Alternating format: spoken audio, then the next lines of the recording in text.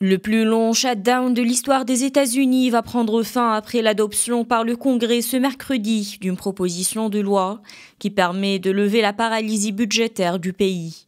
Dans la foulée, Donald Trump a promulgué le texte après une crise de 43 jours qui a bouleversé plusieurs pans de l'économie américaine en raison notamment du blocage de nombreux services fédéraux.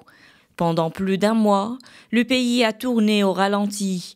Des centaines de milliers de fonctionnaires fédéraux sans salaire et même des banques alimentaires débordées. Ce blocage, d'une ampleur inédite, a coûté des milliards de dollars à l'économie américaine.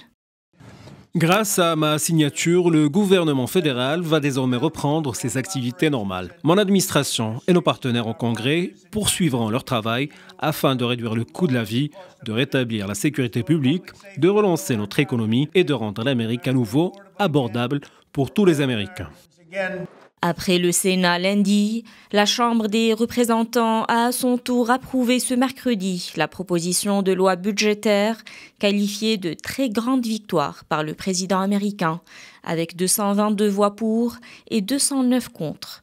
Seuls 6 élus démocrates ont rejoint la majorité présidentielle, tandis que 2 républicains ont exprimé leur désaccord. Nous continuerons à nous battre pour réduire le coût élevé de la vie. Les démocrates de la Chambre des représentants continueront à se battre pour résoudre la crise des soins de santé que les républicains ont créée. Et les démocrates de la Chambre des représentants continueront à se battre pour prolonger les crédits d'impôt de l'Affordable Care Act pour des dizaines de millions d'Américains. Les démocrates ont admis qu'ils utilisaient le peuple américain comme levier dans ce jeu politique. Ils savaient que cela causerait des souffrances et ils l'ont fait quand même. Tout cela était inutile. C'était mal et cruel. Le texte signé par Donald Trump prolonge le financement de l'État jusqu'au 30 janvier.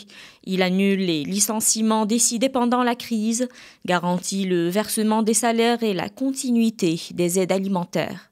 Mais cela n'est qu'un répit temporaire. Un nouveau vote est promis d'ici la mi-décembre, notamment sur les subventions santé, sans aucune certitude d'accord.